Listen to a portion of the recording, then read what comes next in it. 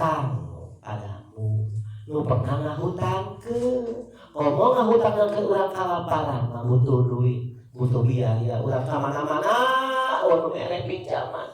Pas kadinya urang dibere, anak urang camayar SPP, tah eta teh huzu biadi wa adkhilul jannah. Ambil tangan mereka, bawa dia ke surga. Karena kebaikan itu, Masya Allah.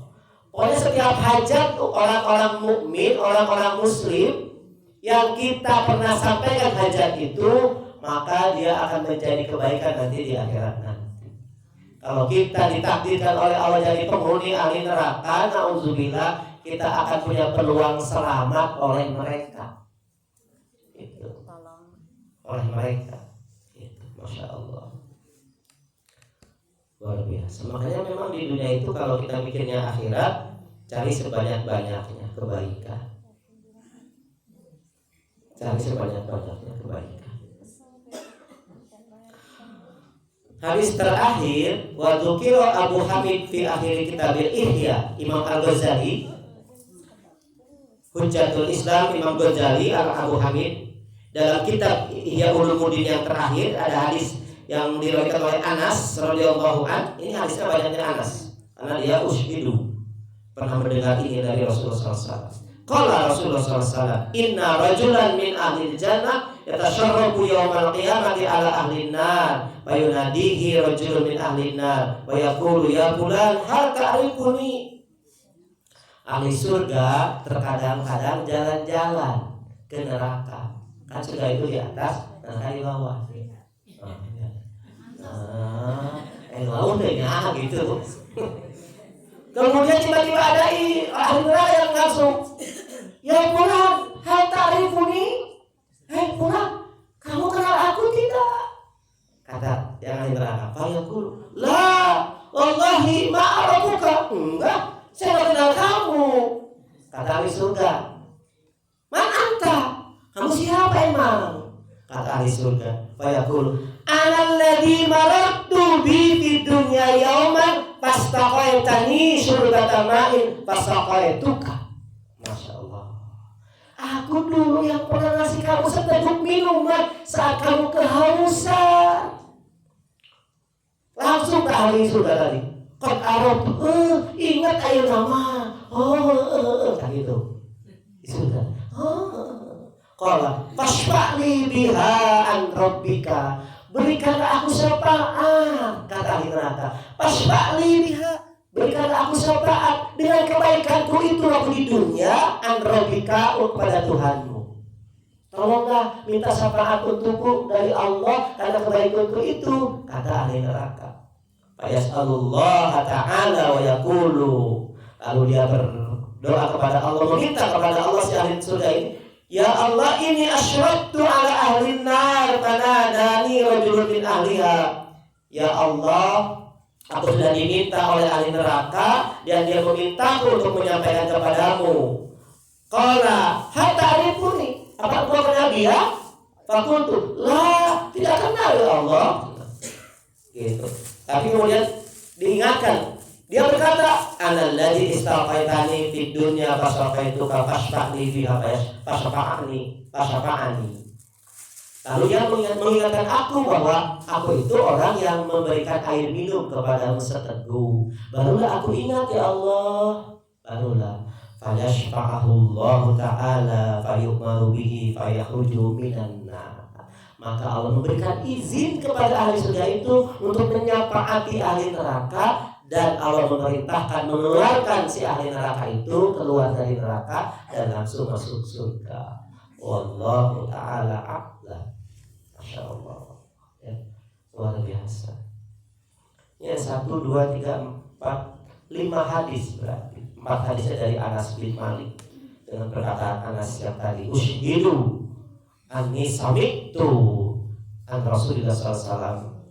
Hadis tersebut, jadi Anas benar-benar bersaksi pernah mendengar 4 hadis ini tentang orang yang akan diberikan syafaat karena dulu ketika di dunia dia pernah melakukan kebaikan. Bayangkan kalau kita banyak melakukan menolong orang lain, ya, Masya Allah. luar biasa. Kita berharap, makanya yang harus dijaga apa? Keikhlasan dalam menolong, keikhlasan kita. Kalau jariah sih udah pasti ngalir ya. Ini menolong orang kan kalau tidak ikhlas kan itu akan juga tidak dihitung jadi amal. Ini kan mungkin yang benar-benar. Makanya kenapa amal yang diterima dan istimewa itu amal yang muncul dari hati sanubari yang paling dalam. Bersih gitu maksudnya, bersih. Nggak ada indikator apa-apa. Nggak ada, bersih. Makanya kita suka ingin merasa kasihan, kata Ibnu Taimiyah dalam kitabnya. Nggak usah merasa sedih kalau tidak terkenal. Kamu akan lebih selamat dengan tidak terkenal. Justru dengan terkenal, rawan amal kita. Ya, rawan amal kita. Apa-apa harus ada, walaupun pelajaran buat orang lain, tapi buat kita kerugian. Kalau segala sesuatu harus dilihat, ditampilkan segala macam gitu. Makanya dijaga oleh kita amal kita. Niatkan kita itu, niatkan, bukan untuk hal-hal yang lain. Lillahi ta'ala. Kalaupun dakwah, ya niatkan untuk dakwah.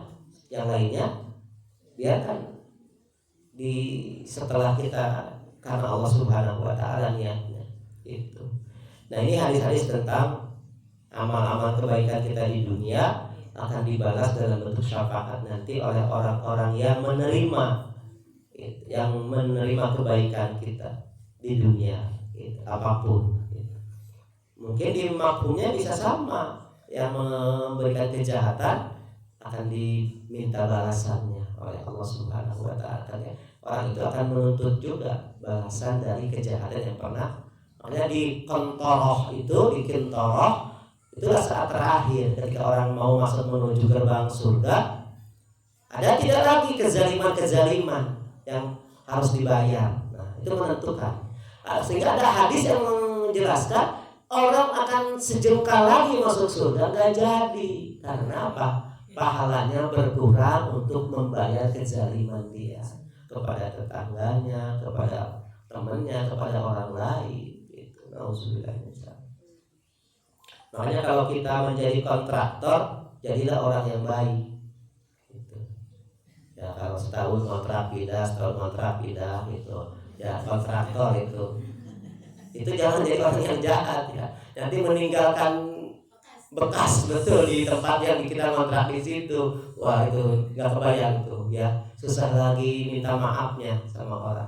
Jadilah orang yang baik, tong sarwana. Udah sampai kakek kontrak, rasa pois parasnya di tetangganya. Ulahnya, nauzubillah semua nauzubillah. Terus yang masalah cai, masalah ini, masalah itu,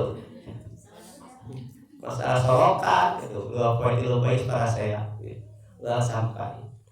Mudah-mudahan Allah catat kebaikan-kebaikan kita di dunia dan nanti menjadi syafaat nanti di akhirat nanti. Bila saja nauzubillah Allah takdirkan kita bukan menjadi orang yang pantas masuk surga, tapi akhirnya masuk surga karena kebaikan-kebaikan kita di dunia. Amin ya Allah ya Rabbal Alamin.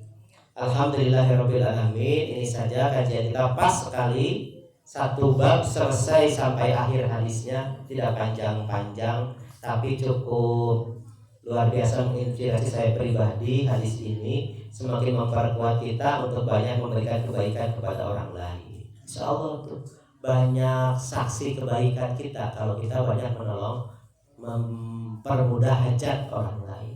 Kalau kita bisa memudahkan, kenapa dipersulit? Itu jadi satu moto hidup. Itu moto hidup. Kalau bisa dimudahkan, kenapa dipersulit? Sekarang di negeri kita dibalik.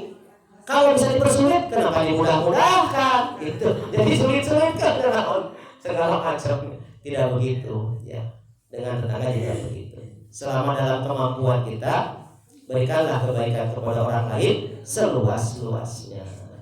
Alhamdulillahirabbil alamin. Ini saja yang bisa kita bahas di pagi hari ini. Mudah-mudahan ada manfaatnya. Yang benar dari Allah Subhanahu wa ta'ala, yang salah dan kesalahan saya pribadi dan kehilapan saya pribadi, mudah-mudahan Allah Subhanahu wa ta'ala mengampuni. Kita akhiri dengan doa kafaratul majlis. Subhanakallahumma wa bihamdika asyhadu an la ilaha illa anta, astaghfiruka wa atubu ilaik. Billahi taufiq wal hidayah. Assalamualaikum warahmatullahi wabarakatuh. Waalaikumsalam.